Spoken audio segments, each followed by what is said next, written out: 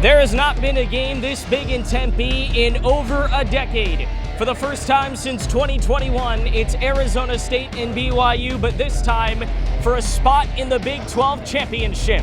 Your welcome to the Big 12 moment begins right now as CKD and the Devils take the field at Mountain America Stadium, and we are with them here for House of Sparky Kickoff. Aiden Blank and Colby Bronstein, great to be with you on a beautiful afternoon for football. The final home game of the season, a chance for Arizona State to finish the year having not lost a game in this building, and a real chance for Arizona State to make history in their second year under Kenny Dillingham. Yeah, I mean, an absolutely incredible turnaround. Who would have thought coming into the season that ASU and BYU would both be in the position that they are now? Now, the media coming into the season, in terms of what they thought would be the Big 12 standings, they thought that BYU was going to finish 13th out of 16 teams, their second season in the Big 12. And for ASU, they had them dead last. That's been the storyline all season long. Kenny Dillingham has been at the helm now just for about a year and a half, and boy, has he changed around this program. And they're in a position potentially not only for a Big 12 championship berth, but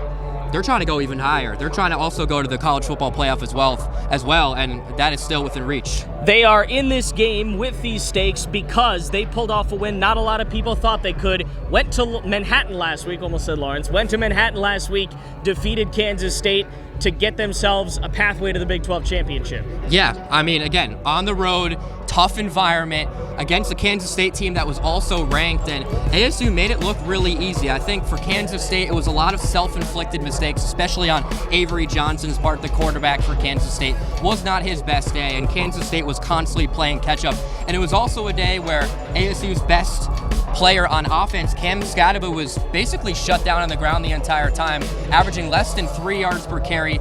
Yeah, no touchdowns on the day officially, but ASU was comfortable in Manhattan. They were able to get their second ranked win of the year, and they want a third to be able to control their destiny in the Big 12 championship picture. And that sets up the ball game today against a BYU team that was rolling up until late last week as they fell for the first time this season. Let's take a look at exactly who these Cougars are. Last year, BYU was under 500 for the first time in 7 years. But this team responded by storming back into the top 10 and the college football playoff. But it's a 9-1 record that's been a task and a half to reach. In week 2, the Cougs went back and forth with SMU, surviving the Ponies by only a field goal. Then it was a Baylor team who nearly erased a 17-point second-half deficit. They moved to 7-0 after a touchdown to beat Oklahoma State, and they beat Utah with only 3 seconds remaining in the game. But the magic came to an end last week when an underperforming group from Kansas came to Provo and handed the home team their first loss of the season with a last-second stop. The team once destined for postseason glory was given a hard dose of reality with their playoff hopes now on the line. The biggest reason for struggles of late has been the offense. A team that began the season scoring 30-plus in 7 of their first 8 games has been held to just 22 and 13 points over the last 2 weeks. Red zone efficiency has also been a sore subject, with the Cougars barely cracking the top 100 nationally in red zone touchdown percentage. The perfect record might be gone, but that perfect season is still in the realm of possibility. A win against ASU and another next week against Houston sends BYU to the Big 12 championship in just their second season as a conference member, something the Sun Devils will hope to one-up. For House of Sparky, I'm Aiden Blank.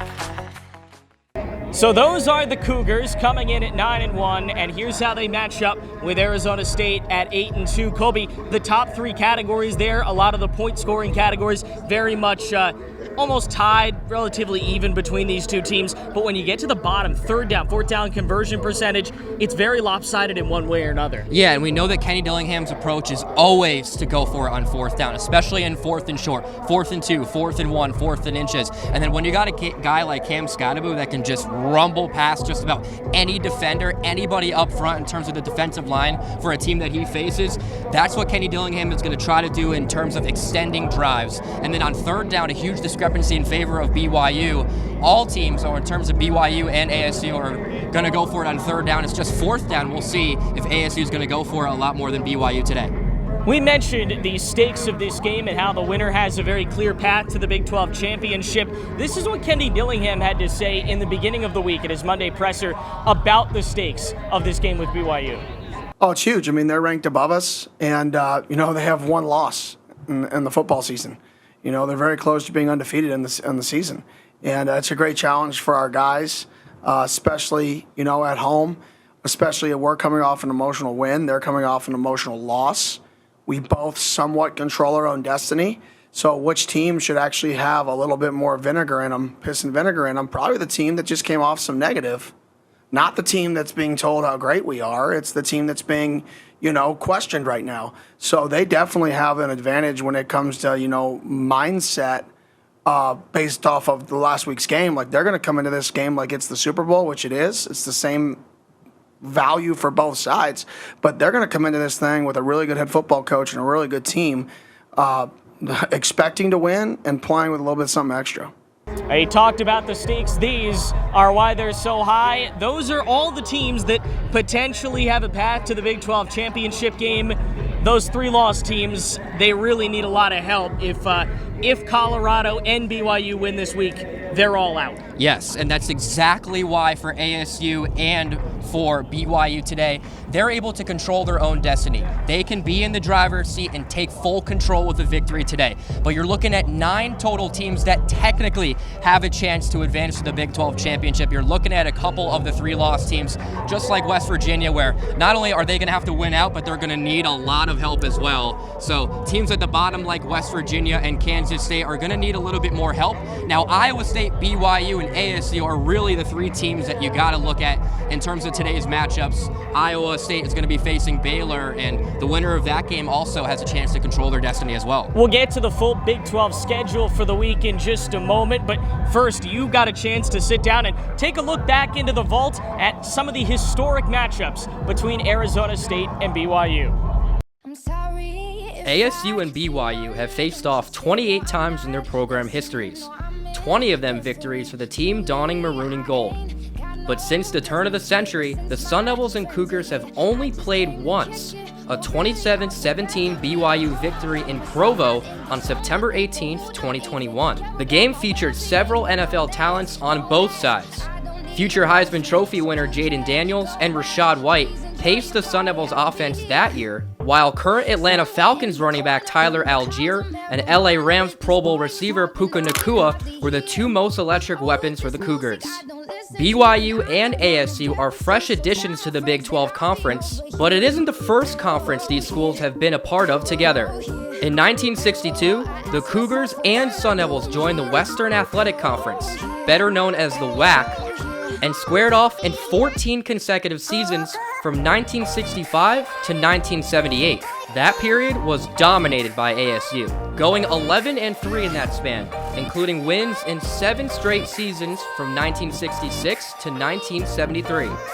The Cougars traveled to Tempe for the first time since 1997, when they upset the 14th-ranked Sun Devils without a ranking of their own, 13-10. In fact, both teams played the following season in Provo, and deja vu struck for the Cougars, beating 14th-ranked ASU by an even wider margin.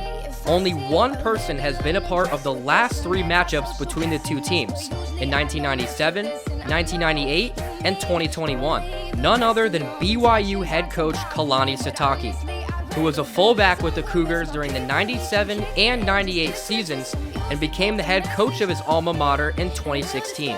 Sitake has guided 14th-ranked BYU to a 9-1 record, 6-1 in Big 12 conference play, while ASU head coach Kenny Dillingham has led the 21st-ranked Devils to an impressive 8-2 record and are 5-2 in their inaugural Big 12 campaign. The stakes are enormous for conference championship implications. The winner of today's game controls their destiny heading into the final week of the regular season. Meaningful football in Tempe at this stage of the season will have the Mountain America crowd rocking. Sun Devil fans want to party like it's 1995, the last time they beat BYU, in a matchup that's bound to bring the fireworks. Oh, by Isaac Rex! For House of Sparky, I'm Kobe Bronstein. So those are matchups of the past, and these are matchups of the present. Full slate of Big 12 football this week. Every team in action, and as we mentioned, almost every game means something in the grand scheme of things for the Big 12 championship standings. Yeah, I mean, the conference championships are all going to culminate in the next couple of weeks. What better time to watch college football, Aiden? I mean, today's slate absolutely incredible. We already have Indiana and Ohio State playing right as we speak, and then ASU versus BYU. A lot of the East Coast fans are able to tune in at just the right time in terms of watching peak football. 1:30 Mountain Standard Time today, and then matchups as well like Iowa State and Baylor are going to be crucial. Colorado also has a game as well, so there's so many implications coming into today. ASU, once again, important to note, they're able to control their own destiny with a win. That's the path. It's very clear. The winner of this game, all they got to do is win next week, and there's a very good likelihood they're headed to Arlington for the Big 12 championship game and a berth potentially in the college football playoff. It is kind of overlooked today. It is senior day. Obviously, the game means a lot more than that, but Kenny Dillingham was asked earlier this week about the implications of senior day and how that looks in the modern era with guys going one and done into the NFL or guys coming in and spending 5 years. This is what he had to say earlier this week. The game is so much different now with how many years of eligibility people have. You know, what is this day? Is this a senior in school? Is this existing eligibility? Is this existing eligibility and not returning? Like, I'm making a decision to go pro. At this stage, you should have a pretty good clue what you want to do. So I do think, I do want to prevent, you know, somebody from walking in senior day and then all of a sudden them coming back and walking another senior day. It's like, no, that should be a moment that's your last time on that field. You should know when you enter the stadium that this is the last time that I'm ever going to have a helmet on in this stadium. And I want to keep that. So we're going to navigate that with a leadership council here this afternoon and figure out how we want to manage that. Yeah, so again, it really doesn't feel like senior day because the game is so meaningful, but it is senior day. There are 14 of them on the roster. Some may be back, but Kenny Dillingham understands not all of them will be, and he needs to start planning for that and obviously honoring those who have given their lives to this program. Yeah, and that's a reason why traditionally senior day is always pregame, before the game, to honor the seniors, and this is going to be their last hurrah here at Mountain America Stadium. They want to make an impact, and boy, how sweet would it be beating a BYU team that, not to mention, BYU has not come into Tempe since 1995, and that was also the last time that ASU got a victory over BYU. So the fans here in Tempe on Mill Avenue tonight want to party like it's 1995 with a huge win over BYU and a big senior send-off as well. Looking forward to it. Thanks for joining us for the House of Sparky Kickoff Show. Again, in-game, follow us at House of Sparky on X, formerly known as Twitter, and we will have all the coverage for you post-game on our YouTube channel. Highlights, Kenny's presser, we'll hear from some players as well. Win or lose, we will have you covered. Arizona State and BYU, the winner has their path laid out to the Big 12 championship. For Colby Bronstein and our entire House of Sparky team, I'm Aiden Blank saying so long from Mountain America Stadium. This has been House of Sparky Kickoff.